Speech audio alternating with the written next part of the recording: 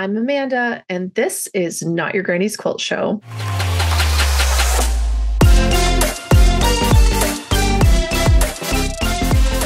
Hi, hello, hi, welcome to today's episode.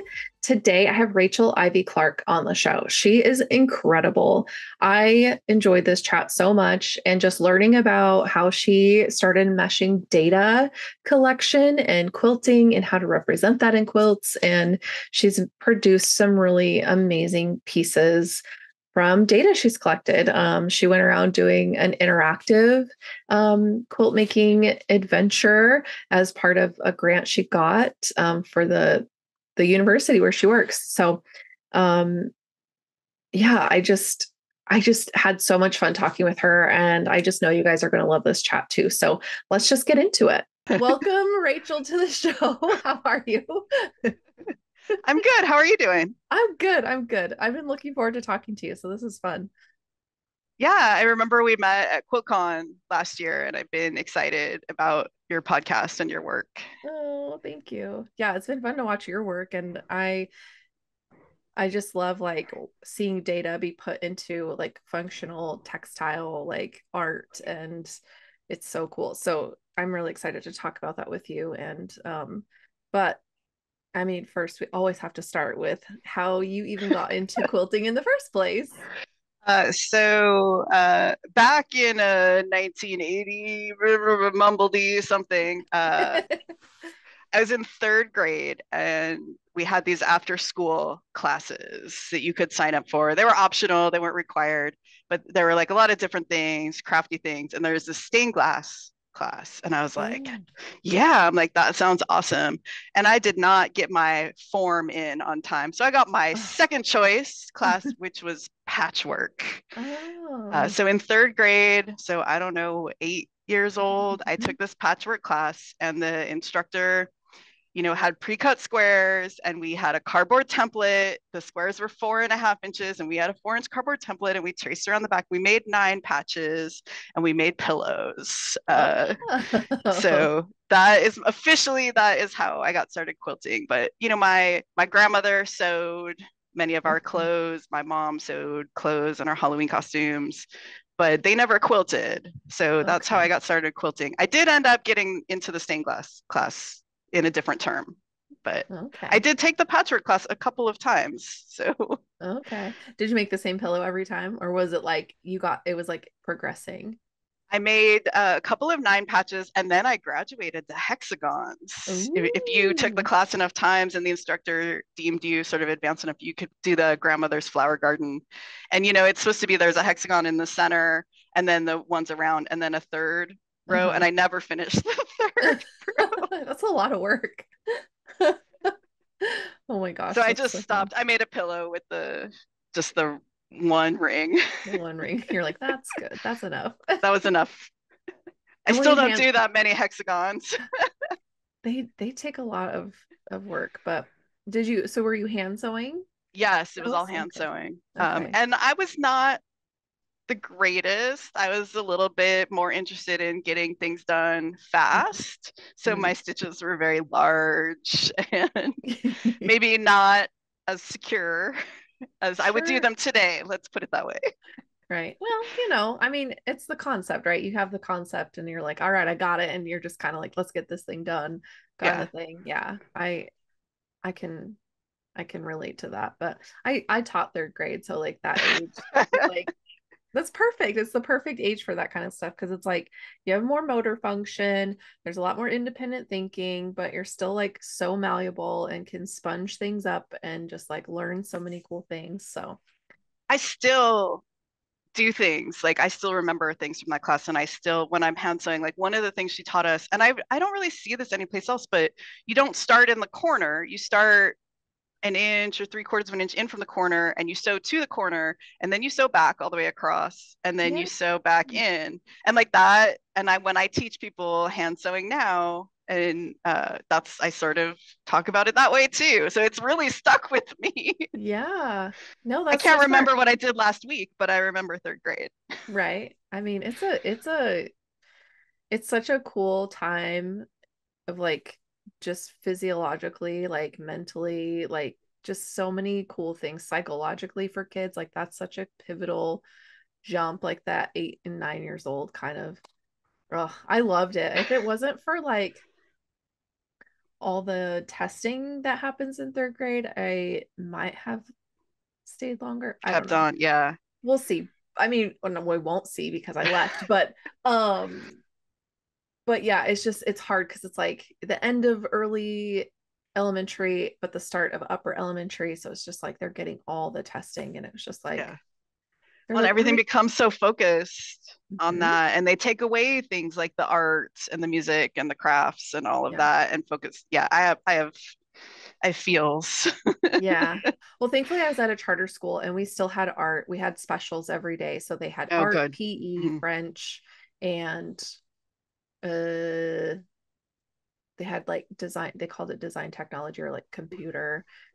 And so they were learning, I mean, I say loosely because it wasn't like a real program, which that's what like I ultimately ended up leaving because they wouldn't let me take that program on. I had just gotten my Mm, master's in educational technology. I was like, let me design a program. It yeah. can be transferable. It'll be something that somebody else could come in and take over eventually. Like, let me build this. And they were like, we're just going Nah. to go in a different direction. I was like, well, I'm leaving. And they were like, Yeah. what? You're like, I'm gonna go in a different direction. Yeah, I'm like, I told you that this is what I wanted. Anyway, Mm. that's neither here nor there. So, yeah, third grade's pivotal, and that's so cool that you learned to sew during that time because I think there's just so much learning happening, and that concept of like you start a little bit in, you work your, go to the corner and then come back. It's like, oh, that's like hitting the backstitch button on your sewing Yeah. machine, right?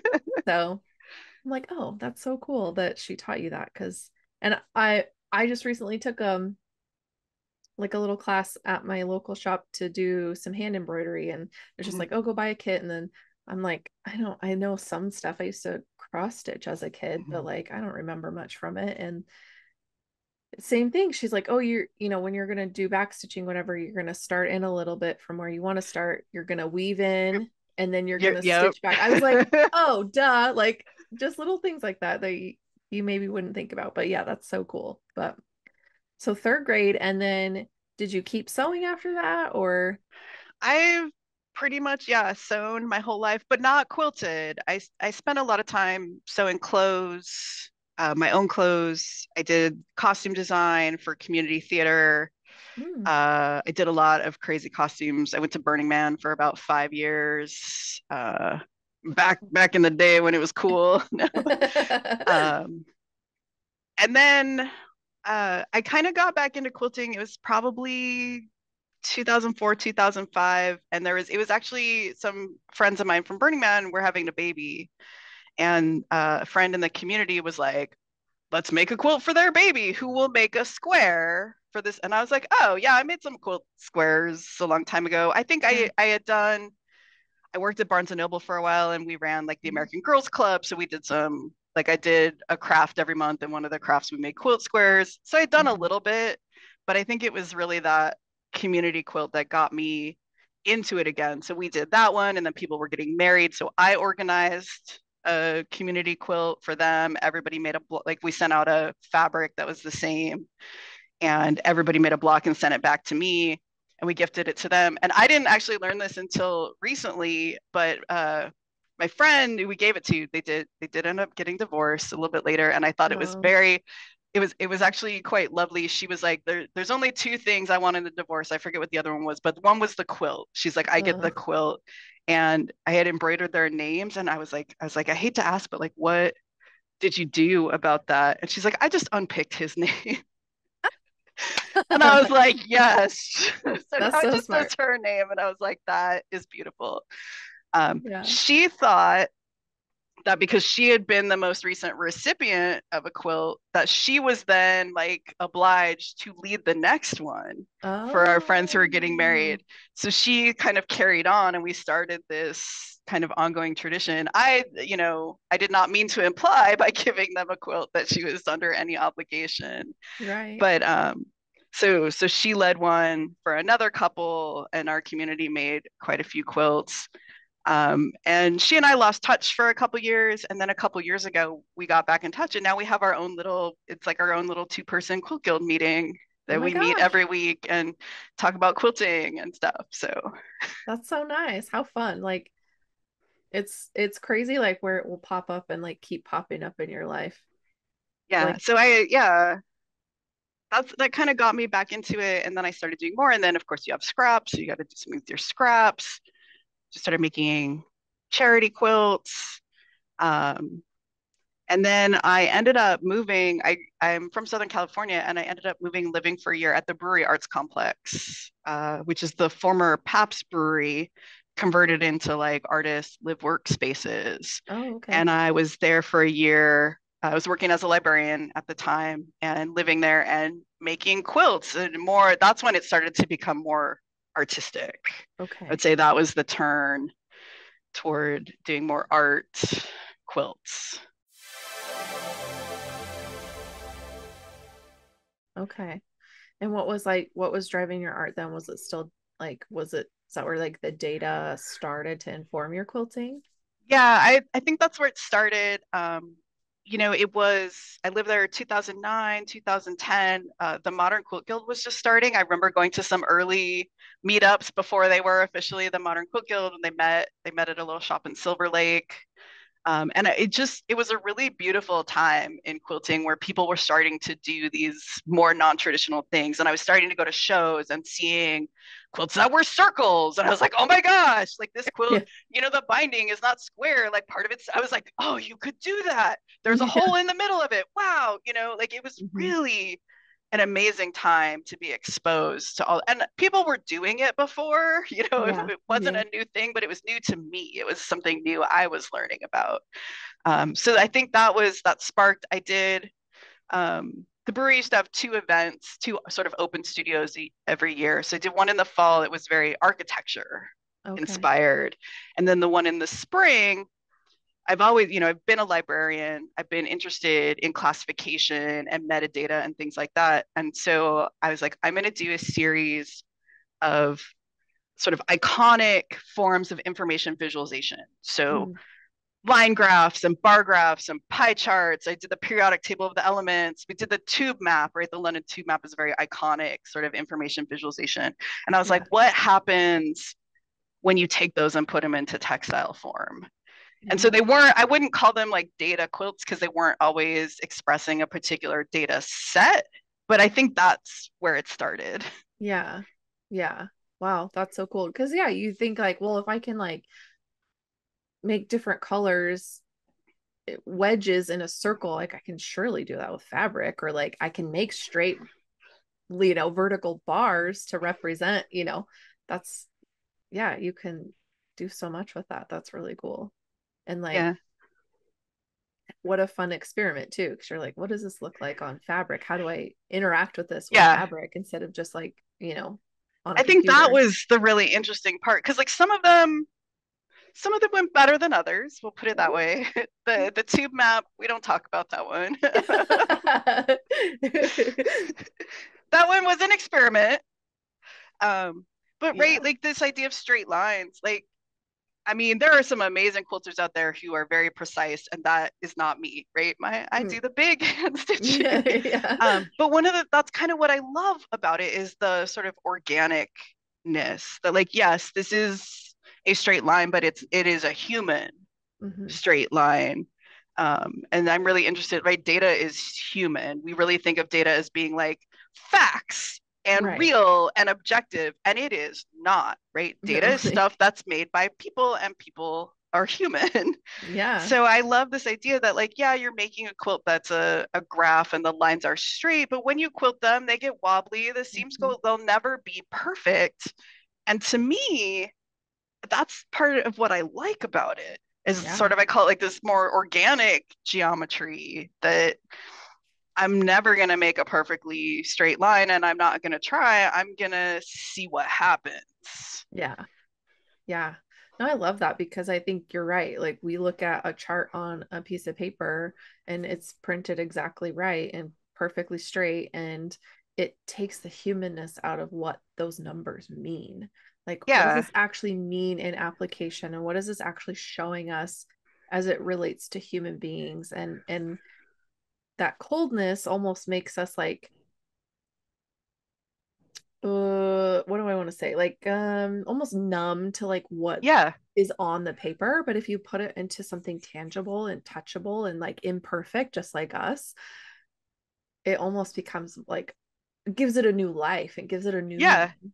It adds this extra layer. And it's one of the things, I mean, I've done all kinds of textile things, embroidery and knitting and all sorts of stuff. But one of the things that I like about quilts is that they are this very soft, right? They're meant to be comforting. They're meant to keep you warm. They're meant to snuggle. When I think of a chart, I think, and if I wanted the lines to be straight and I wanted to communicate actual like research findings, I would make a chart, Right. right? That's not the Yeah. goal here. The goal is to humanize this, to make it soft, to make it something you can touch and feel and put in the washing machine and put on the floor and get, like, Yeah. and that's why I think quilting and textile arts in general, it's one of the reasons they appeal to me. Yeah. Yeah. It takes something that, yeah, is like typically cold and feelingless to Yeah. something that actually means something and has feeling behind it. Yeah, that's really cool. So, okay, so information sciences, that's like, do you got your doctorate in that? Yeah. That's my Okay. day job. So I Okay. was I was a librarian.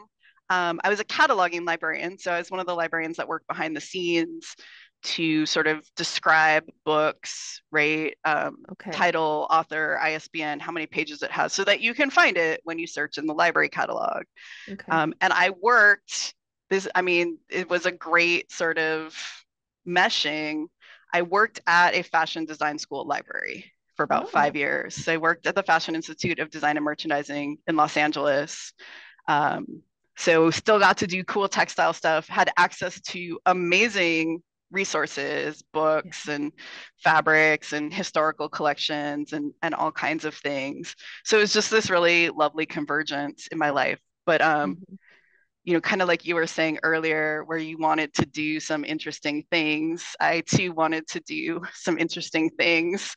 Um, and there was some bureaucracy, we'll put it that way. And Mm. so I was like, I've kind of worn out my welcome here. What should I do next? And I was looking for other jobs. I had met the person who is now my spouse, who he lived in a different state. So I was looking at jobs near him and what are my options. And I was at a library conference and I met this woman who was a cataloger and she was faculty in a library school program. And we were chatting and getting to know each other and I was telling her about my ideas and things I want to do at the library. And she's like, those are cool ideas. Have you ever thought about getting a PhD? And I was like, that's the stupidest idea I've ever heard. You're like, absolutely not. um, but those other jobs didn't pan out. So I thought, well, I'll apply to PhD programs. I'll apply to these other jobs. And they didn't pan out. And the PhD did. And this woman ended up being my advisor. So, Oh, wow. Wow. How serendipitous. That's so cool. yeah. So I did, when I was working on my PhD, not doing a lot of quilting at the time. So I Sure. left the brewery, moved to Seattle to do my PhD, made a couple baby quilts for friends who were having babies, but pretty much that went on the back burner for about 6 years. Yeah. Yeah. Oh my gosh. Yeah. PhDs are no joke. I don't Yeah, understand how I people don't like, recommend it to anybody. no, just like as I was teaching, like watching people that I knew and worked with and going through PhD programs while they're teaching, I'm like, I would, Oh, even just no. my master's, I was like, I'm dead. I don't even Yeah, like come work all day, come home, do homework until it was like, 10, 11 at night, go to bed, get up in the morning, go to work, come back home. It's yeah, just like no, a grind. yeah. So, I mean, I don't regret it. I enjoyed my PhD a lot. I'm proud of what I did, but unless you really, really, really want to be a professor, and unless you really, really, really love writing, I think that's something that people kind of don't keep in mind. Um, it's a very writing intensive job. If you yeah. don't love that, just don't do it. And we recruit a lot of PhD students now, and ask people like, why do you want to do a PhD? And people are like, I want to accomplish this, or I want to change the world. I want to make the world a better place. I'm like, there are way better ways of doing that, and You're like, probably more successful ways of doing that yeah, than doing a PhD. So yeah, yeah. Well, it's like such a lofty credential to have, and I think sometimes it feels like you can't change the world or do yeah, what you want to do if you don't have the right amount of letters behind your name. Like, because I think that's what like elitism tells us is that we yeah, have to, like, well, you don't have letters behind your name. What do you know? I'm like, huh, yeah, I can tell you all the things I know, but you won't listen to me. So that's cool. yeah. So, It's very true. But I also, I know so many people that have thought about doing a PhD and not done it, and done amazing, amazing things, yeah, especially in the library profession, making actionable, like on the ground changes that matter, you yeah, know.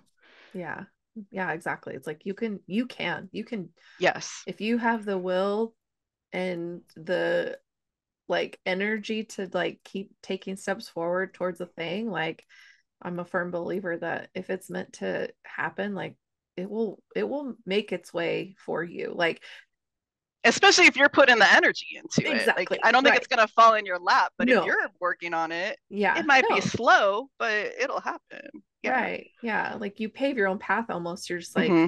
but it's yeah, it's like you have to take steps towards that thing, but it can absolutely be done without a fancy title and a really hard Yeah. degree and which Yeah. not I love education. I'm a huge supporter of it. I'm like hard advocate for it, so I'm not trying to Yeah. say anything here, because it is so admirable and congratulations Yeah. for doing the work and Thank getting you. that But because it's a lot. I won't lie, right? That elitism, right? It having the letters with your name opens a lot of doors. Mhm.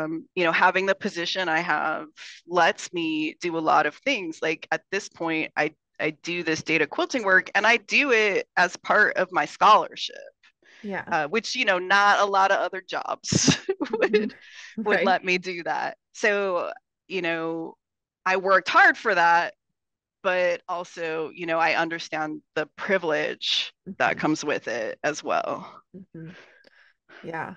Yeah. No, that's awesome. And such a such a niche little spot for you to be able to do marry the two things together. And that's so cool. So yeah, I guess when when you were done, were you able to like were you quilting? Were you still like picking up back with the data stuff or were you getting back into it with I was not. okay. So I finished my PhD. I got a job where I am now in Syracuse. Okay.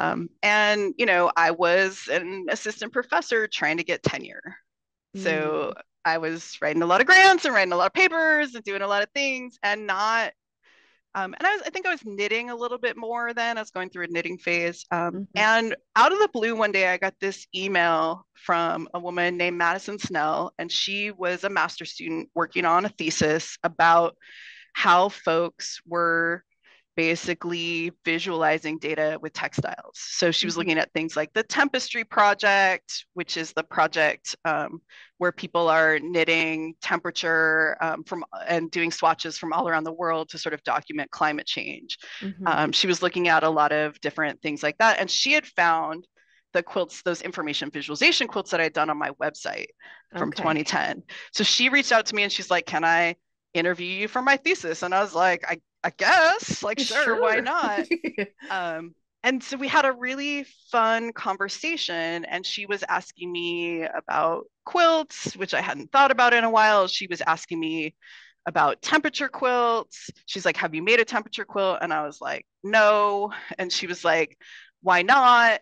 And I was like, I don't know. It was like a big thing. It's still a big thing. And I love temperature quilts. They Mhm. are amazing. And I love all the different iterations of them and how beautiful they look.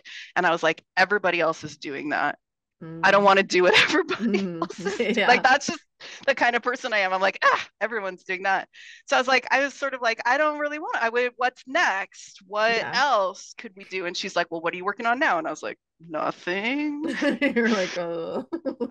But that conversation really sparked something in Mm. me, and I couldn't stop thinking about it. And I was like, well, what would I do? what what would be next? And the first thing I thought of was kind of adjacent to temperature was weather. I had moved to Syracuse. We get a little bit of snow here. Yeah, a little.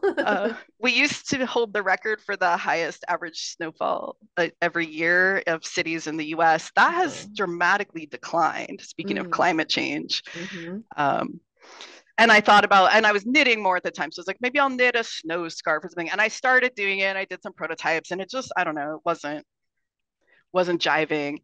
And I Yeah. thought, I started thinking about quilts and I thought, what else? Like what's not weather? What's not temperature? That's too Yeah. close to temperature. What like hold my beer, right? I was like, Yeah. what can I do? And I was like, I'm gonna do the US Senate, right? It was 2018 maybe or Mm. 2019. So it was like the Women's March had happened Hmm. recently and all this was going on with women's rights and or the lack thereof. Hmm. I was like, what rights? Yeah.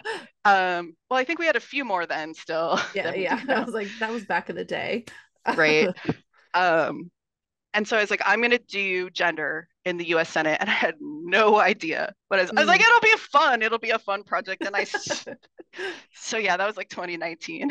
So I started like slowly working on it. Well, first I had to collect the data, and that was quite challenging at first. I found these data sets, they were really messy. They Mm. like had a lot of duplicate data and stuff. And I actually ended up finding Wikipedia being the best, most accurate source. Really? Yeah. Really? What? Yeah.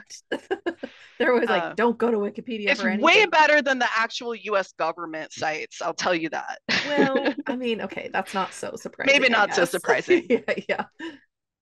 So at first I started working on this and I was like, you know what, maybe I should make a prototype first Yeah. before I dive into this, you know, is very quickly becoming larger Hmm. project. And so I did like a little piece, and it was the current Senate. So it was shaped like an American flag, and in the star field, there was these half square triangles, and like white for men and blue for women. And then I did the stripes a proportion of people of color currently in the Senate or not. So there were like these real skinny, there's like 6 real skinny red stripes, and all the other stripes are white. And I had recently gotten a long arm, which was something I had wanted for a long time. So it was one of the first kind of art quilts that I long armed. And I did a little bit of trapunto work. So Mm. it really looks like there's like paint dripping from these stripes. And then when I washed it, the stripes actually bled. Ah. So it's called These Colors Should Run. And I finished it in early 2020, and I was starting to get back into quilting because of the pandemic. I had had time to work on these projects in a way that I hadn't previously had. Yeah. And on a whim, I sent it to an art quilt show and they accepted it and it got a Juror's Choice Award. Oh, wow. And I was like so floored. Um, I mean, I'm an academic, so I'm pretty accomplishment driven to begin with, but it had always been papers, it had always been grants. And so to move into this more art space where I don't have formal art training. I didn't go to art school. I've never, I mean, I took that patchwork class and everything else is kind of self-taught from the internet and books from the library. Yeah. um, so and I was like, there's something here. Like Yeah. there's a nugget here. Hmm. So I kept working on that quilt on and off. And the problem was there's been 2,000 senators over US history. So I'm working on this data quilt trying to do all the senators in US history and trying to do unique blue fabrics for each of the senators and unique red fabric for the male senators and red fabrics for the female senators. And I very quickly run out of blue fabric. Mm. So I try to go to reuse places. We have some great fabric reuse places here in central New York. And when I would travel, like I visited a friend in Omaha for her wedding, I hit up some reuse places there. So everywhere I went. And then I discovered on Instagram the get your quilty wishes granted Oh, yeah. hashtag. And I know that hashtags are not as functional as they used to be, but at the time they were still moderately functional. And so I Yeah. was like, hey, does anybody have any blue scraps? Like they don't even have to be very big. Like these are, some people only serve for like 3 months. So there's like Right. these tiny Yeah. little pieces. Yeah. And man, I mean, one of the things I love about quilting is this community, right? Like people Yes. make blocks for quilts. People send you their scraps. And Yep. I got so many people who sent me things, and people sent me like big pieces. I was like, I don't need pieces this big. People sent me boxes. People sent me envelopes. People sent me, I mean, at least 30 or 40 people sent me Wow. stuff. So I used all of that. My local quilt stores. I went to Joann's and I was like, how small of a piece can you cut? And they're like, as narrow as we can. I was like, can you cut me 2-inch strips of every blue fabric you have? And they're like, and they were so lovely at my local Joann's. Shout out to Pat at my Oh local my God. Joann's. I two can't believe that. hours I was there. They cut me all these fabrics. Whoa. Yeah. So there's 2,000. There's about 2,000 senators. Guess how many have been women? Like 100. No, lower? Lower. Like, okay, maybe like 40. 60. 60. Okay. I was going to say 60. 80, but I was like, that seems too close to 100. 60 out of 2,000. Yeah. Well, I guess maybe like for a big chunk of that, they weren't even allowed They weren't even allowed. Yeah. because they couldn't even vote. Correct.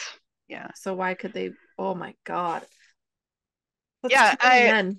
Yeah. And like, I mean, honestly, I think there's 25 women in the Senate right now.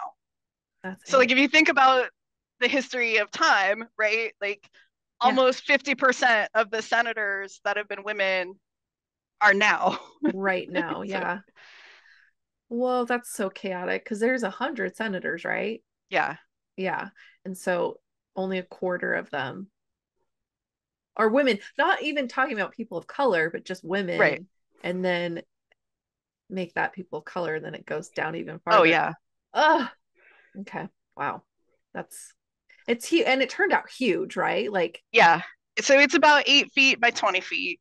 holy crap. Yeah. Because an inch represents a year. And then Okay. there's 50 states. Each state has two senators. So it's 100 inches wide and about 240 inches long for the whole time span of the Senate. Wow. And you long armed it. I did. And you did it all at once? Yes. Oh my God. That's like I'm like trying to think of like how that would look like rolled up on the uptake bar. Like, could you like end up with zero throat space by the end? Yeah, it does get pretty tight. I had done a longer quilt in the past. Okay. I did a quilt previously that was 30 feet long. And that's a Okay. story that we can talk about. Yeah. There's a data story in that for sure. So Yeah. I knew it was possible. Okay. Well, that's good. At least you had information to like work from. Like, I can make this work. That's incredible. And because you just finished it recently, right? I finished it in November 2024. Yeah. Okay. Okay. So Wow. I want to say 2 or 3 new female senators were elected in the most, I think one from Delaware. I don't recall the other ones. Um, so, 63. Woo. Yeah. Oh my gosh. That's crazy. And it's, I mean, I think that's the coolest part of also like data like represented in art is that it's just a snapshot because right it's Yeah, already changed. it's already changed. I did leave the end. It's faced, but I left the bottom edge unfinished. So the Okay. fabric is raw to sort Mm-hmm. of give this idea that it It's not will done. it will keep going. Yeah. Yeah. Wow. But I don't plan on doing a volume 2 anytime soon. You're like, I'm done with that one. Wow. Wow. What an undertaking. And like, I mean, I saw the pictures of it on Instagram and I was just like, my jaw hit the floor just because of how big it is and just to conceptualize again that idea that like there's all this blue and this little tiny bit of red on the other end and you're like, okay, Yeah. like amongst all that blue and just like how I think it also represents just like how short our history is. How Yeah. short, like, people are like the founding fathers and da da da da. I'm like, Like, okay, homie, it's yeah. been like a couple hundred years. Like In that the is scheme of things, nothing. yeah, that's nothing. It's like Yeah. a blip of a blip on a blip of history of time. Like we're Yeah. not that special. And it's just yeah. So to be able to see it like laid out in fabric like that and just like this is such a tiny, it's huge, right? In terms of Yeah. like a But quilt, but also it's very tiny. Yeah. it's yeah. Anyway, that's so okay. So then the other quilt, the bigger one, what was that? I want to know now. Yeah. So that was a project I did because, again, it's this idea of quilts are about community, Hmm. quilts are about data. And so I was like, I was really interested in bringing these things together. And there was the pandemic. I was doing more quilting, and I earned tenure. So I was like, now I can do what I want. Yeah. I was like, I want to do more of these information, data, quilting related projects. So I applied for a grant from the New York State Council on the Arts to do a project about the intersection of community and data. And what I Okay. did was I traveled around to events in New York State, like public community events, mostly maker fairs. Are you familiar with Maker Fair? No. So they're events, they're all around the world, and it is like a day or a 2 day event where anyone who makes something can come and demonstrate and share what they do. Oh, So it's not really about sales. People can sell things there, but there's a limited number of people who are allowed to sell. It's basically about sharing knowledge and being like, people make stuff and it's yeah. cool. Um, Wow, that's awesome. so I went to maker fairs, I went to some quilt shows, and I set up a little booth, brought my sewing machine, brought a bunch of fabric, and basically made quilt tops on the spot based on data from conversations I had with people who came to the event. Whoa. So interactive, right? Like people are Interactive, yeah. giving you data on the spot and you're like, great, I'm going to sew that in here. Yes, that's exactly how it worked. And Whoa. I put a lot of careful thought into, what kind of data should I collect from these attendees? Like, I don't want to ask people in a public event, like, hey, what's your gender? Like, some people might not be comfortable with that.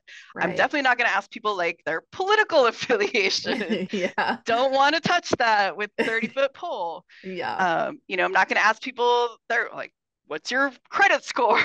What's your, Yeah. tell me your blood pressure. Like, I'm not gonna ask Yeah. people those sorts of things. So it's like, what?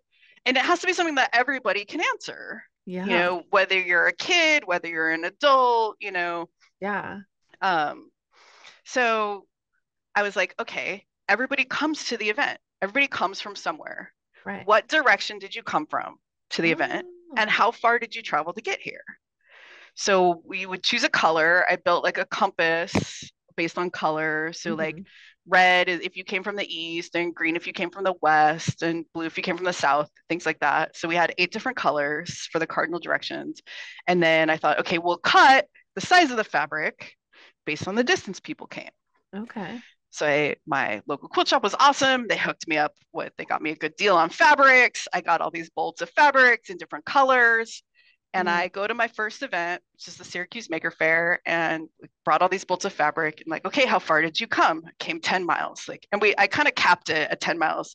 Thinking like, oh, it's a local event. I don't know. I didn't have a good concept of distance. People were coming from all over. So Really? we're cutting off the bolt and we're cutting these 10-inch strips. And I'm talking to 50 people. And Yeah. all of a sudden, you cut a quilt that's 30 feet long. Yeah. And I was like, Whoops. oh no, what do I do Yeah. with this? And I tell this story to my research method students, and I'm like, this is why you pilot your data. Yeah. This is Yeah. why you test your survey questions before you send them out. This is why. And I was like, okay. Yeah. Um, and I will tell you a secret. I actually did it at 2 events before I learned. I did it at America Oh, Fair and I did it at a quilt show um, in Eastern yeah. New York. And at that point, I was like, this is not working. You're So like, I I've done did, it again. yeah. Well, I was like, maybe the first time's an anomaly. Sure, that could always be the case. It wasn't the case. Ooh, whoops. So I started pre-cutting 2-inch strips. Okay. And that was nice because we didn't have to cap it at 10 anymore. We capped it at 40 because of the Okay. width of fabric. So we had a little more range. And then Mhm. we didn't have quilts that were quite so large. Yeah. But I had this quilt and I was like, I can't just like this. I want to be faithful to this project. Yeah. I gotta quilt this thing. What am I gonna do? So I got the thinnest batting that I can find. And The I, whisper. yeah, and I put it on the long arm and I have a 20-inch throat. And by the time I was done, because I was doing like a circular design and the widest ones were 10 inches, I was down to 10 inches. Like by the time I got to the end, it was close. Like I had to line it perfectly to not hit the bar Yeah. to be able to make that circle. Oh my God.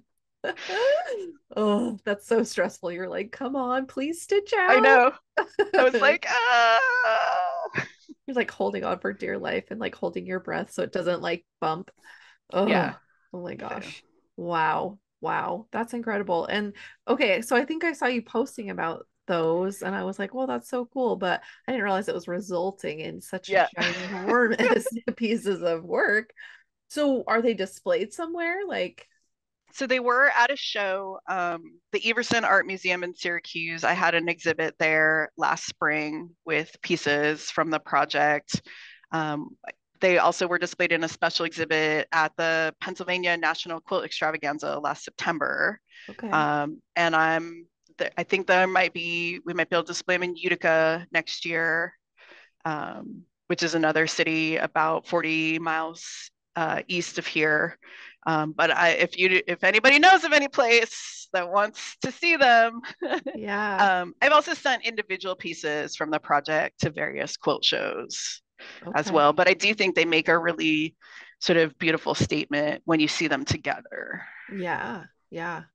Um, we have like here in Boise, we have like at our public library, our man branch, they will display quilts. They have an area where they display quilts and like you can switch it out. So like, you know, people from our my local guild, they like to display quilts there all the time. And also our Capitol building, like they display a ton of like local art in their in the halls. And so that's kind of cool. Like, I don't, do you have anything like that around you? Like, I hadn't thought of the Capitol. That's a good idea. I have um, the local library near me had a call for art last year and they wanted things sort of like locally themed. And I was like, well, I have this quilt from the Maker Fair, but it was too big, right? oh, So, okay.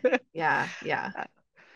Wow. um, Okay, well, we'll keep our ears peeled for a place that can house a 30 foot quilts plus some other smaller ones to put all the collection of data together. Because, yeah, I think you're right. Like, when you just have like one set of data, but it's like related to other sets of data, like you want to see it all together and how they relate because it tells a story, right? And like, yeah, my husband has a math degree and a computer science degree and now he's getting his counseling master's, so we're just perpetually in college.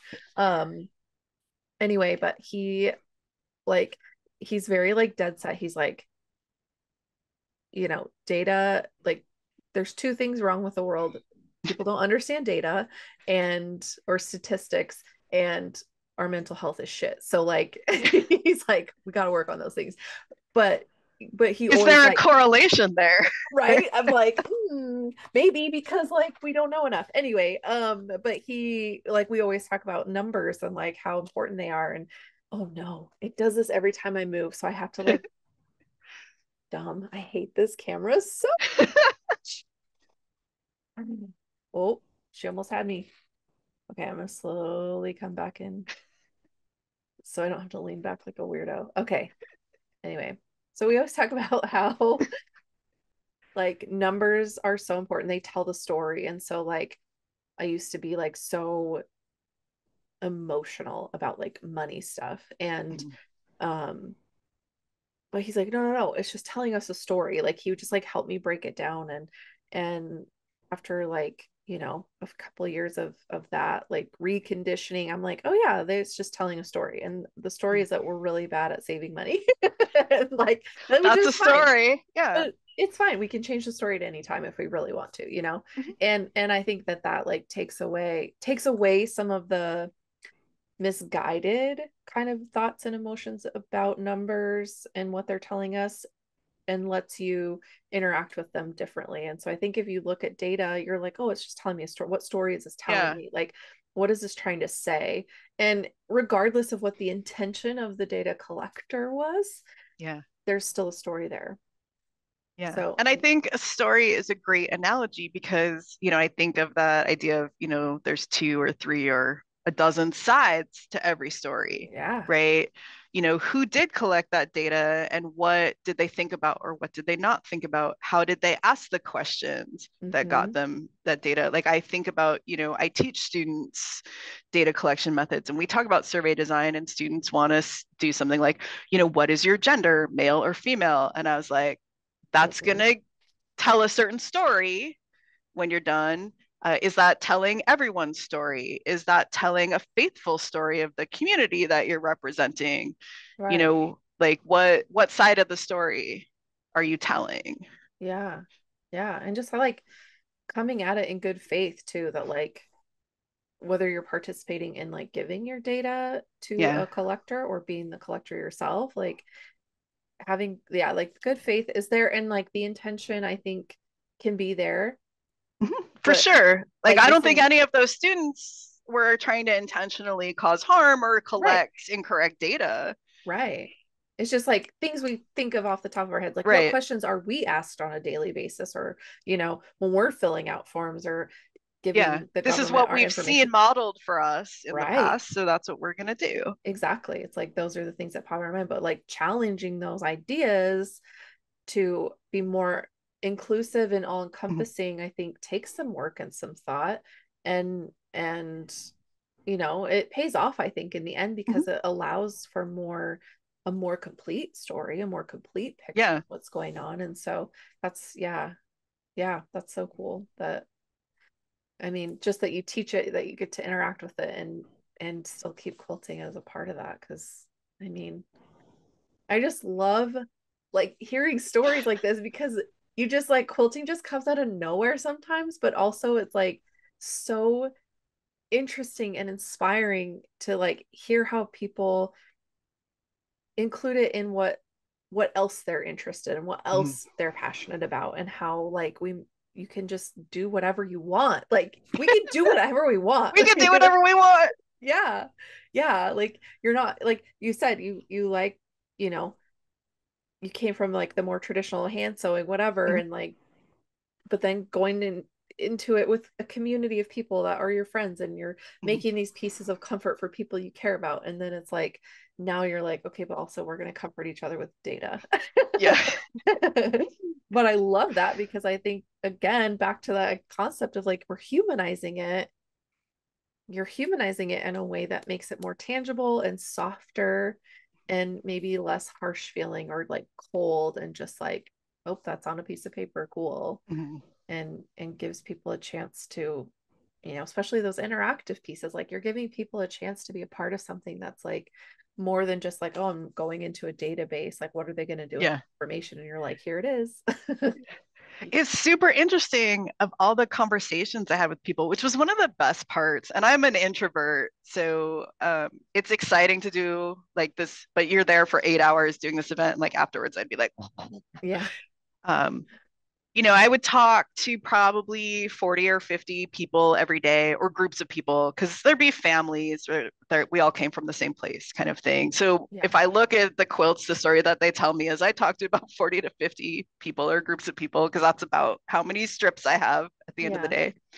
day. Usually one or maybe two people at each event were at all asking or interested in, like, I would say like, I just need a little bit of data from you, and there was Mm-hmm. only one, like most people were like sure, with like no thoughts at all, and then occasionally like one or two would be like, what kind of data, what are you going to Mm-hmm. do with it, what happens to it? And I was like, this is great. It was great. I was like, thank you for asking that, because like Yeah. nobody else seems to care, which They're like, worries me sure. a little bit, Yeah, like. right.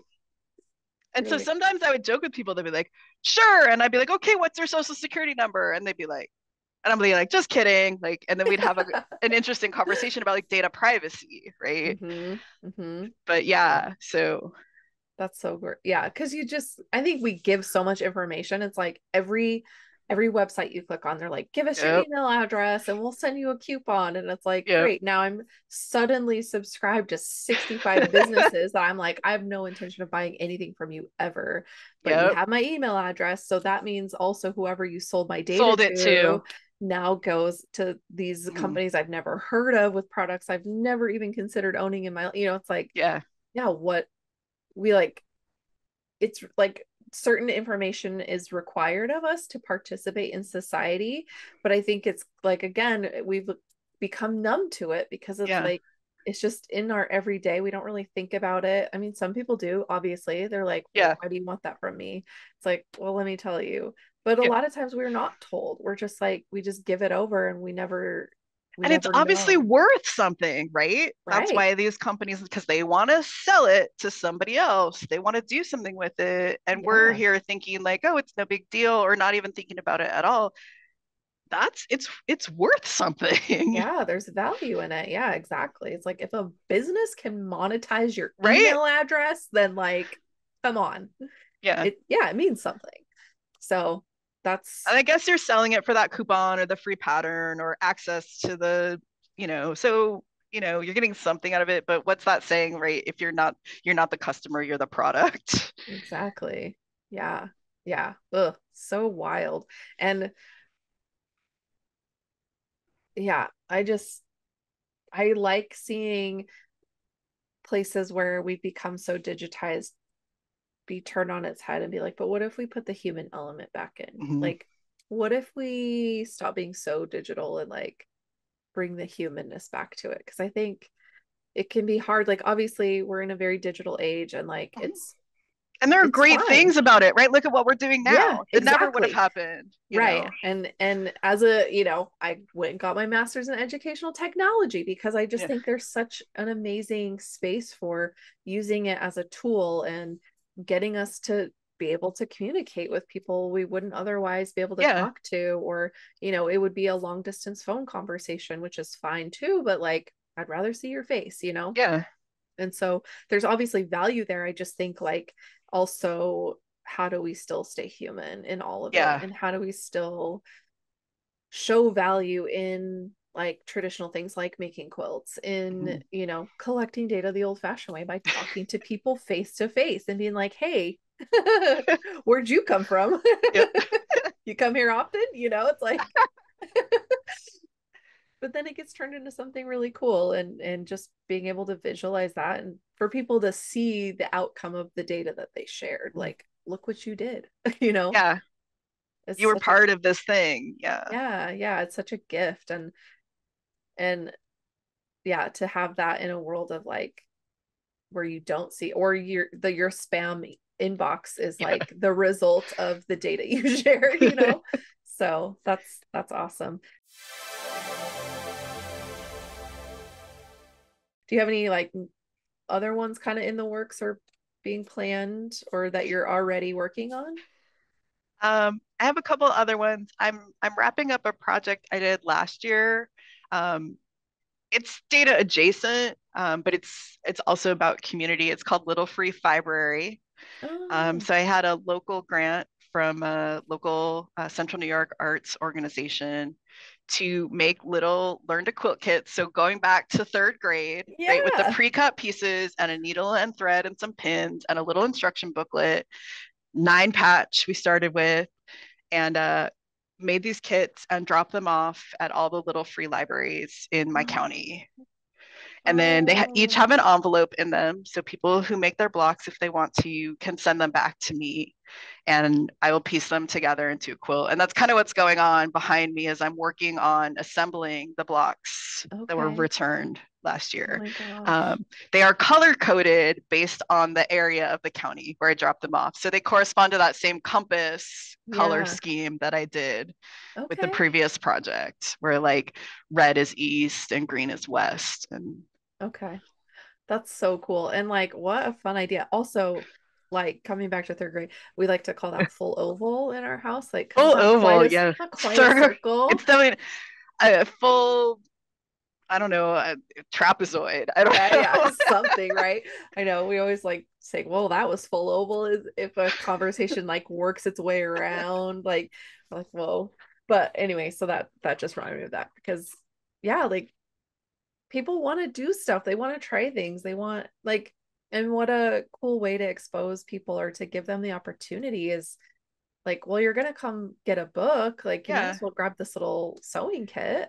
And trying to, I think, right, people like me who were exposed to this, like my mom sewed and my grandmother sewed, Hmm. already exposed to it.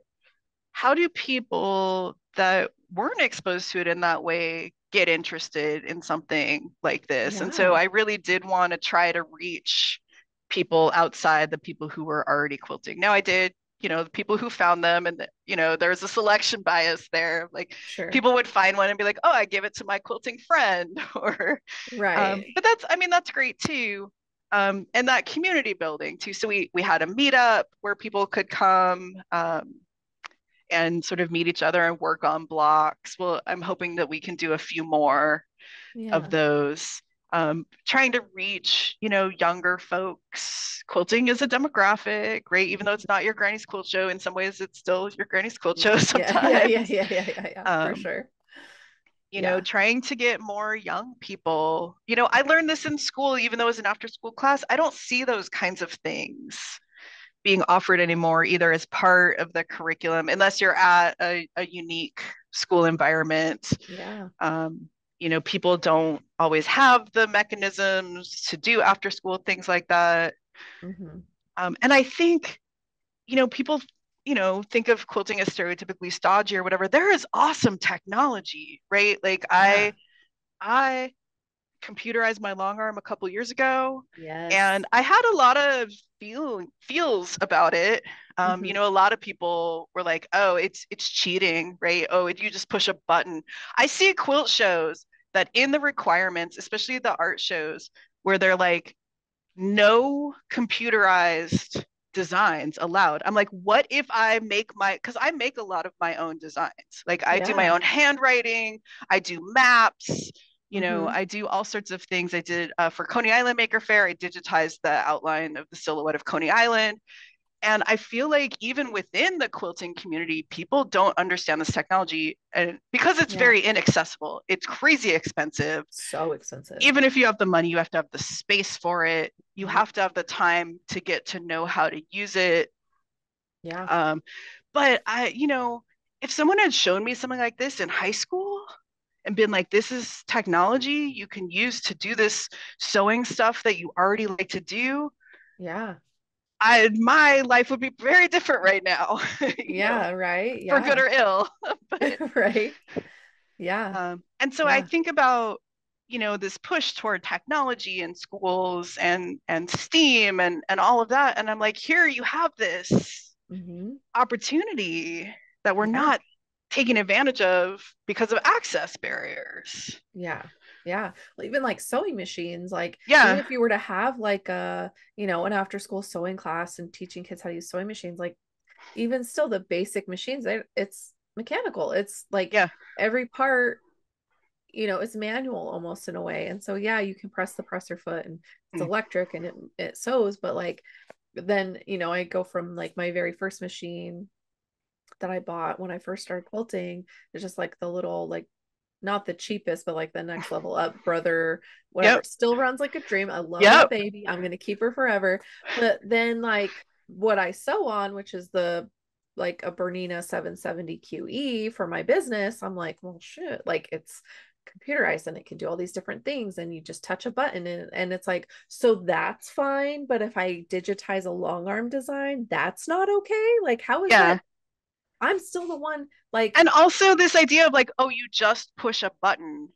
Like no, you do not. you do not, right? Like Yeah. software is a skill. Yeah. And I don't know if we've been conditioned that like, oh, technology is easy, but like, I mean, I've seen quilters not be able to use email. So like Right. there's a weird like learned helplessness in the demographic. I'm like, you have Hmm. a $5,000 computerized embroidery machine and you're like, I can't do technology. Right? I'm like, what? Right. I'm like, what? Yeah, of course you can. Like, Yeah.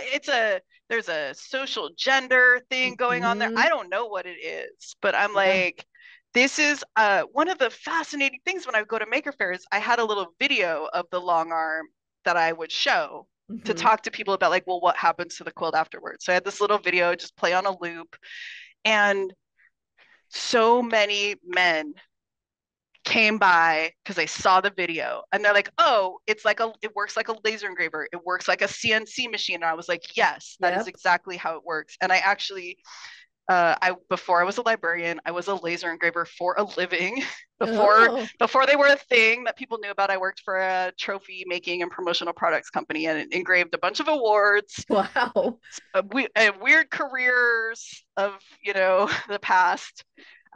So it was really easy for me to pick up this software because it works very similarly. Yeah. I can see where there's a learning curve for people that don't have the background, but it's not cheating. It's not pushing a button. Learning it is the same as learning any other power tool or any other embroidery machine, or Yeah. honestly, learn how to program. I was going to say your VCR because I'm that old, but But for real, like yeah, same thing. You still have to learn how to do it. You can't just like it's not just you push one button and it all does it for you. Like, and yeah, and I think that's like because I my long arm I bought it digitized. I'm like we're doing computer. Like if yeah. I'm gonna be doing this as a business, I'm not gonna be standing over someone else's quilt for hours and hours doing hand guided pantographs or doing free. Like I'll do some free motion occasionally, but it takes so much time. Like you Well, can't and pay for me me, it enough. was the time, but it was also the Yeah. precision.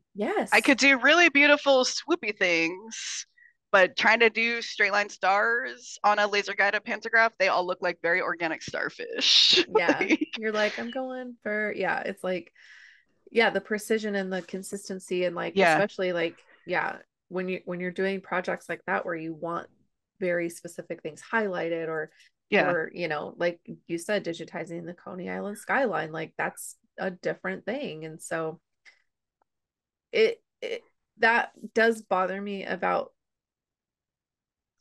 some people in the quilting community that they like are so quick to judge Yeah, other people's way of quilting because I think you can do it however you want to. Like there's no one right way to do it. Like right. I mean, yeah, you got to sew fabric together. Like that's the bare minimum. But however else you access it, like Do you want to do it by hand? Do it by hand. There's yeah, beautiful hand quilts, both patchwork and the quilting, right? You want to do applique, you want to do, you right. know, Yeah, whole cloth quilts, whatever. Like, it's amazing right. how It's like much variety and possibility there is out there. right, like go for broke, do what you got to do. But I think like you're right. The accessibility is kind of like shitty. Again, it's Yeah, like an elitist, like I have a long arm, and you're like, cool, I could never afford that. yeah, But again, it's like it's also a technology that like you wouldn't tell somebody like you're cheating because you're using a pencil. Like you're cheating because you're driving your well, car to go visit aren't your you cheating family. because you're using a sewing machine and not sewing it by hand? I mean, it's Exactly. weird to me, and It's like I where's the also just cutoff? yeah. Where's the cutoff? I mean, if a needle is a technology, right? That's a tool Mhm. created by Did you humans. whittle it on out of bone? Did Like you weave your own fabric? Like, it bothers me about a particular art show where they forbid sort of digitized, computerized quilting. But I'm yeah. like, do you have to dye your own fabric? Do you have to spin the yarn yourself and weave it? Mhm. Like, I mean, like, again, I feel like it just stems from a misunderstanding, and the Yeah. misunderstanding comes from the lack of access. So Yeah. I spend a lot of time thinking about how do we get these tools and things to people who can Hmm. use them, because one of the things I love about quilting is you can do it with very minimal money and supplies. Right.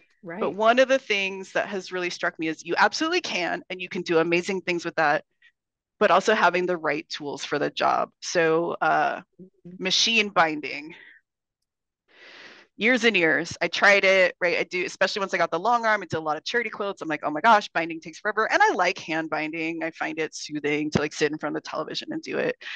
But I was like, sometimes you need to be faster. And I got my mom started making quilt tops a couple years ago. So like now I have a backlog. Yeah. Um, and so I tried it and I could never get it and I could never get it. Mm. And I was sewing on late 90s Kenmore, right? Yeah. That's what I took to all those events. Like I sewed all of those quilts Yeah. on a late 90s Kenmore that technically belongs to my husband. It wasn't even mine. What? Um, and then last year, I bought a Juki and I bought the left compensating foot. Oh. And now I machine bind just about everything. Mm-hmm. So there's something about like, everyone's like, oh, practice makes perfect. And like, I'm like, and that's true. But also having the right tool for the job makes a difference. And when Yeah. you don't have access to the tool and you can't do the thing successfully, you stop doing it. Like I did not do machine binding Yeah. It's until easy I, to write it off and just be yeah. like, ugh. Yeah. Yeah. No, I So it was totally a agree real with that. eye-opening experience for me to be like, oh, it's not about me. Yeah. I'm not, I don't suck at this. I just didn't have the access to the right tools. Right. Yeah. And I think too, when you're working with what you have and you're trying this thing and you're like, I'm just not good at this. I think it's like we start this narrative. And so then in order Right, to make it's about us, but it's right. not. No, no. And like we start to internalize that. And so instead of like being like, oh, I just need a different tool, we like start to externalize it to make us feel better. So then it's like, well, that's not real quilting then. Or like, that's not Mhm. real binding if you're stitching it on my machine. It's like, Yeah. then what is it fake? Like, does it not Yeah. exist? Like, what are you Yeah. There's talking no about? binding on that quilt. Yeah, like it doesn't It's not exist because real. you put it on my machine. It's like I machine bind everything because I do not like hand sewing. And for those who do love it, like my mom, she'll sit and she'll hand bind a quilt and she can get it done so fast and it's great and it's perfect every time and she enjoys it. And I'm just like, nope, no, no. So, but again, it's like I struggled a lot with my little machine and then I got a better machine for the with the Mhm. business and it's like got easier and easier and as I've done it more and more it's like and then better feet better less Yeah. messing but and all these different things it's like oh and like basting with glue really is Yes. Game changer. when I saw that for the first time a few years ago I was like you can glue your fucking quilts. I was like freaking out. I was like what? So I tried it and I was like oh my god. it was it was a life changer, Yeah. especially like when because I'm not binding my own I mean I am but I'm like I'm binding quilts for clients Yeah. like it needs to be perfect, it needs to Yeah. be spot on and look good and have nice crisp corners and nice crisp edges and so Mhm. just those little Even and yeah. yeah those little tricks that like it's like oh is it cheating because I glued it down now, is it cheating because I Yeah. it's like no I'm a huge and I get it could be from my education background too but like equality is not the same as equity. And Yes. just Amen. because you give everybody the same everything doesn't mean that they can access it the same way. Yeah. And so, like, again, having the right tools for the job is going to Yeah. dramatically change how you can access that task or that thing. And so, And the right tools that work for you might not be the same right tools that right. work for me. So Yeah, exactly. Like somebody might be like, "Oh, this is tried and true. It works every time. It's perfect." And then I get it and I'm like, "I don't know what you're talking about. Like, I think you're on drugs because this is not working." And yeah, it's like just like with anything else, you can't be good at every single piece of yeah. it, And you're not going to be good right away when you right? start either. Like, oh, like my first quilt, like Yeah. I don't even think it's quilted. It's like I put the right sides, like I did patchwork and there's a backing. I put the right sides together and I sewed around the edges and I turned it right side out. And there's no ties. There's no There's nothing. It's just an it's empty made like sack. some of the there's felt in some of the squares and then there's like Oh. t-shirt material and like lycra and some of the yeah, it is it's a learning experience. Yeah, sure. It was practice. It's like Yeah. I it's learned, I mean, I definitely learned stuff. Like I learned about maybe I don't want to mix those fabrics together. Maybe, yeah, maybe lycra and felt and cotton don't go together. But you won't know unless you find out. It's like Yeah. the FAFO, fuck around and find out. Like you Yep. have to sometimes. You just do. And I think it's easy to get like well, I think for me, like because I've always been exposed to fabrics and like Mhm. sewing, because my mom has always sewn. And it was more like apparel and like Yeah. stuff around the house or whatever. Um, and so I've always kind of had like an eye for textile, for fabric. And we'd go to Joanne and I would touch everything and I'd be like, can I get some of this fabric? She's like, what do you want it for? And I'm like, I don't know, I just want No. it. I just always wanted fabric. And yeah, so but I think when I started quilting, I came into it with like already kind of knowing fabric and this idea that some fabrics are better than others and da da da. And I kind of got snooty about it for a minute. Like, oh, if you sew with this and you're a garbage quilter, or if you don't do this, da da da. And as I've grown as a person and just like expanded my awareness of just humans in general and the quilting world itself, it's like, oh, I don't like that past version of me. She can go stay in the dark because we're not there anymore. And just like appreciating that people are putting so much effort into doing something that they love so much, no matter what. Like whether it's felt and lycra or it's Yeah. all, premium quilting cotton that they paid full price for at their local quilt shop, great. Good for you. If that's how you Mhm. access it, awesome. Yeah. But And like, like support them. right, yeah, Yeah. like I'm always into like if you can't thrift it or can't get it somewhere Yeah. else for cheaper, then like go support your local quilt shop because Yeah. And it depends, what you need for a given project. Like I could envision a time in my future where learning what happened with sewing that felt to that lycra comes in handy for an art project that I want to do. Like I want to juxtapose these weird fabrics. And I remember last time I did it, I had all these gaps. So I'm going to do it differently this yeah. time. So I don't even think it's about like, there's no right or wrong. It's about context. It's about Yeah. what are your goals? What do you want to Mm-hmm. do? What do you want to play with? What do you Yeah. want, going back to coming full oval to Yeah. earlier, Yeah. it's about experimenting, and Yeah. experiments fail. Mm-hmm. And I think that's something that, beginning quilters don't always keep in mind, right? That Mm-hmm.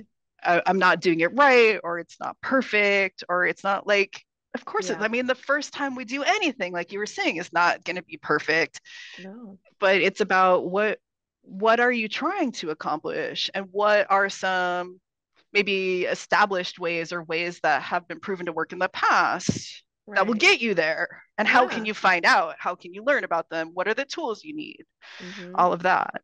Yeah. It's being curious, I think, just Yeah. with anything, just like being open to asking a million questions and Mm-hmm. wondering, like, well, what if What I did happens when I this? put felt and lycra together? Yeah, yeah. And I think too, like that, like you said, it can just inform your future. Like, what are you trying to accomplish?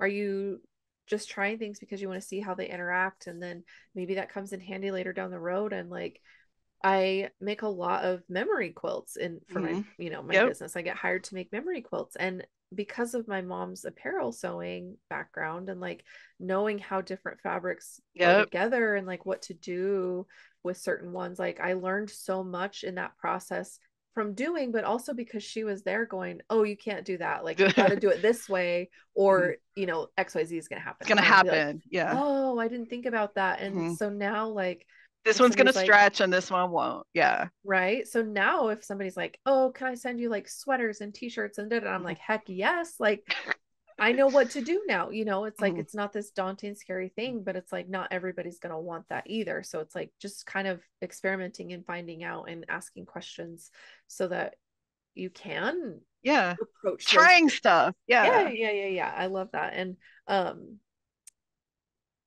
I was I was gonna go back because this just popped in my head again. But when you're talking about like the men showing up because your video of like, oh, it's like this machine. I worked at one of my local quilt shops for a little bit a couple of years ago, and I was teaching the long arming certification class because it's like Mm-hmm. I learned there. It's the same kind of machine I have. Like they're like, oh, you can teach this class. I was like, you bet your boots I can. And so and it's just teaching them hand guided, a free motion, and following a paper pantograph. But um inevitably there was always some husband or grandpa or somebody that would walk back there and just kind of mosey around and be like, what you doing back here? And I'm like, We're quilting. well, sir, please don't corner me. And yeah, like, this computer is running this machine and I'm setting up this design. And they'd be like, oh, try to talk specs. And I'm like, just get out of here. I mean, it was kind of cool because it just, like, I think the machinery, the machinery of sewing is kind of what can loop the men in a little bit if they're a little like, oh, I'm a man, I don't sew. And it's like, but don't you want to play with this machine? With these fun tools? Yeah, like, look at these cool things you could do. So that just, like, made me giggle on the inside at the time when you said it, because I was like, oh yeah, that's exactly like, just be doing my job at the quilt shop, and all of a sudden I'd look up and there'd be a man standing there. I'm like, hello, can I help you? But anyway, that's so funny. But yeah, I love to see people using all kinds of whatever they want in their quilts, and just, like, making it work for what they want to accomplish. And there's nothing wrong with using a thrifted fabric versus a brand new fabric off the bolt. The backs of all of those Maker Faire projects are all sheets from the thrift store. Heck yeah. Yeah, there's nothing wrong with it. And I think, there's some things that it's like, some quilt shops are like, well, we won't quilt your quilt if it's a sheet. And it's like, well, okay, but, and I can understand why sometimes if it's like a certain material or whatever. But everybody is going to have their own comfort zone. Right. And I respect that. But I see all the time online, right? Like, oh, you can't use sheets. Don't use sheets. I'm like, I use sheets all the time, right? You only need one counterexample to prove something false. Here are 8 quilts that I have made. Here's what they look like. These are sheets. You are wrong. Yeah. Boom. No, exactly. And it's like you said, it's like people are going to have their threshold and their boundary of like what they want to use. Yeah. If you don't want to do that, that's fine. I respect that. But don't be like, it's not possible. Right. It's totally possible. Yeah. I mean, I still have people who are like, oh, I was told I can't use, minky on the back of my quilt. And I'm like, that's horseshit. Give it to me. Like, I use it all the time and I'm like good at it because I've used it so much. Like, it's just like, what are you willing to try? What are you willing to experiment with? And what are you willing to, like, fail on to figure it out? Yeah, that's the thing. Yeah. And so I think it's just, I love being a voice of, like, opening up people's ideas, because they hear from, like, a certain demographic who have very certain and very specific ideas of what quilting is, to be like, no, shut that down. You can do whatever you want. Let's try this and see what happens. Yeah, like, I'll hold your hand. I'll help you troubleshoot. I will quilt it for you at the end just to see what happens. And if it breaks a needle, it breaks a needle. I've got more of them, Yeah. And, like, I know how to time my machine. So if that happens, I got a fix, it's like, I think about that with people who are, like, sort of saying no to these things, and they're always like, well, this is a very expensive machine and I don't want to risk it. And I'm like, I have done crazy things to, like, I have borked the timing, I have run into the bar, I have, and I feel like if you're going to have one of these machines, you have to be comfortable with making those mistakes too. And I think it's a fear. Like, these people are saying no out of fear. Absolutely. And it is a lot of money, but also, like, if you're going to do that, and I don't long arm as a business, I have zero desire to do that at this point in time. Like, I respect the hell out of it, like, but take on other people's quilts, that makes me nervous, right? That's not my comfort zone. Yeah. For sure. So again, I respect it, but I think the reasoning behind it is a fear, and it might be a valid fear, but yeah, no, I'm with you. And I think that's, like, part of kind of, like, going back to, like, my husband saying, like, people don't understand data or statistics and our mental health sucks, but, like, and I think part of that is because we are, like, we naturally have fear because we need to for sure stay alive, but keeps us safe. Right. But so many of us live in default and in survival mode, and we don't even know it. And so, especially nowadays. Yeah. So yeah, like of course I can understand somebody not wanting to like, well, I'm gonna break my machine. And I was kind of in that boat too. Like I'm scared to try stuff. And especially when I was still teaching full time and only helping my mom with the business, like when I had breaks and stuff, I would like almost forget everything I knew in that 6 weeks of time because I hadn't touched the Yes. machine.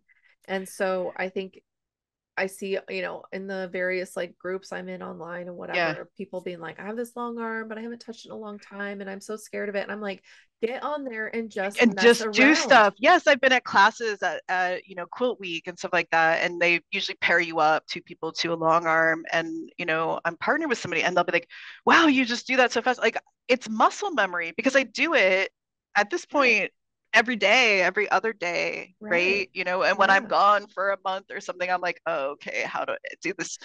But it comes back because it's I mean, I hate to be cliche, but like riding a bicycle, like I don't It's, think about my feet on the pedals, they just go. I don't think yeah. about which buttons, like my hand just goes there. Yeah. But you Yeah. have to do it a lot to get there. Right. Yeah. No, for sure. And I think even just like doing free motion quilting, it's like Yeah. just Oh, getting that's remembering. muscle memory for sure. Yeah. Yeah, yeah, and just like remembering the steps it takes to like get going and started. It's like the less the more you let the fear keep you from it, Yeah. the like the longer you're going to stay It's, uncomfortable. You just yep. have to face that discomfort and be like, why am I so uncomfortable with this? Like, oh, I'm And you're scared gonna of fail when you start to do it. it's Like gonna be ugly. it's gonna be ugly. It's gonna have mistakes. It's gonna have uneven stitches. It's gonna not Yeah, be precise. yeah, Yeah. yeah. Do you know Anne Lamott?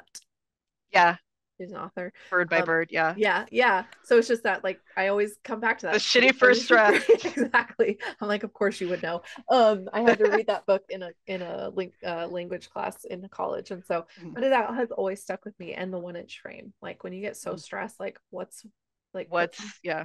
focus on one tiny Mhm. square, one little bit. And same thing with quilting. It's like if you feel Yeah. overwhelmed with a project or whatever. But anyway, yeah, I just think of that like everybody's gonna have a shitty first draft. You're Mhm. gonna think it's stupid, but like you're also building skills at the same time. Yep. Like it was that like that with teaching the long arming. People be like, Mhm. oh my God, it's so bad. I'm like, well, I mean, how long have you been long arming? They're like, Yeah. I literally 5 minutes. Yeah. yeah, they're like, I literally just started. I'm like, oh, cool. Cause like you're acting like you're supposed to just already know how to do this. I'm like, I'm only Yeah. good at this because I've done it for literally hundreds of hours at this point. Like, Yeah. and I suck at laser guided pantographs, suck so bad, which is why I was like, we're getting a computer. My mom was like, yeah. Um, and that's just not my strong suit, but like that's okay. I can still teach people. I know how it works. I know what you're supposed to do, so I can teach it. I just can't do it. Yeah. So And like I tell my students, like they'll be upset that they didn't get an A on their first assignment or something. And I'm like, if you already knew all of this stuff, you wouldn't need to be in this class, right? Like, exactly. why are you here getting this degree?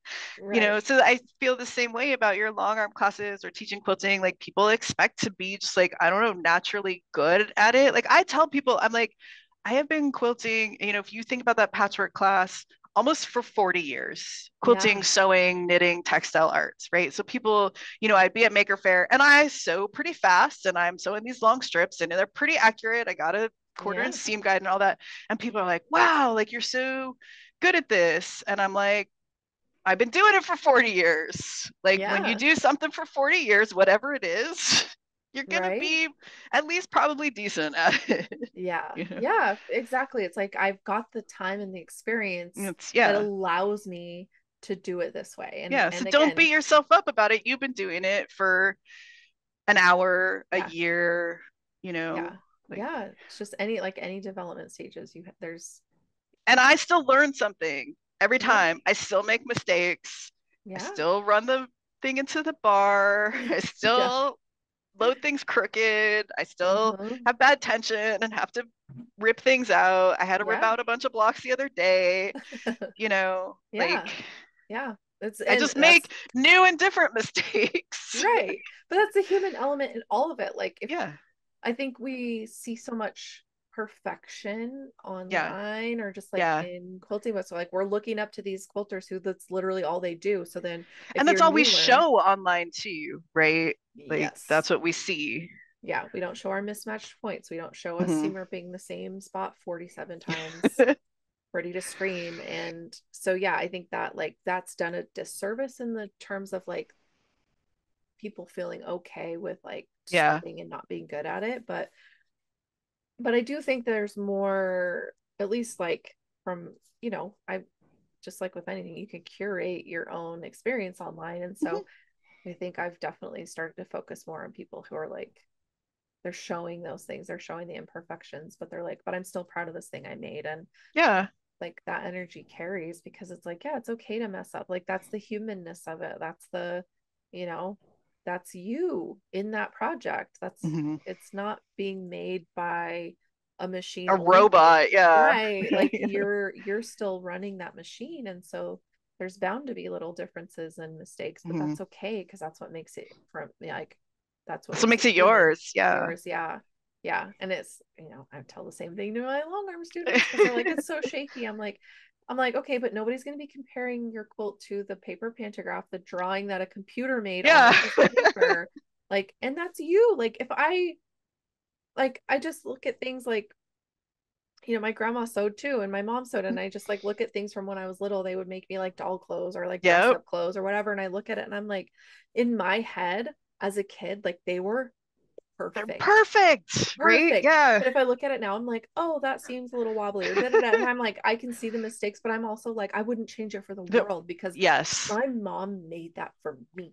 Yep. My grandma made that for me. And like, Yeah. I get to have that because they put time and effort and love into that thing. And so it's like, yeah. Anyway, Yeah. anyway. Okay, well, I am going to stop taking up so much of your time. I just appreciate you being here, but I do want to ask, do you have like a tip or a piece of advice, like a sound bite you can leave us with? Well, I mean, we have the whole like perfection thing, but I think the best quilt is a finished quilt.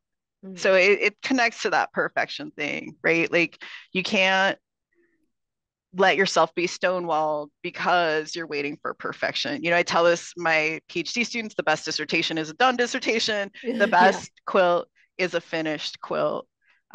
It's not helping anybody stay warm being in your closet waiting for those points to be ripped back so that you can make them perfect, Mhm, right? mhm. Finish it, get it done, learn something from it, make another one. Yeah.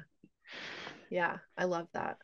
Perfect. Well, thank you so much. And I'm really looking forward to sharing this conversation with Yeah, this is everybody. super fun. Yeah, thank you. Yeah, I've had so much fun. We didn't get to talk that much like I when know, we I met feel at like we need Quilton. to have like coffee again and like have a Yeah. recurring thing. I don't know. Yeah, no, for sure. Yeah, no, I seriously, I do appreciate this and thank you for your time and thank you for sharing your work. It's so incredible and hopefully it inspires people to do something that they've got noodling in the back of their head too, Yeah. because you can do whatever you want.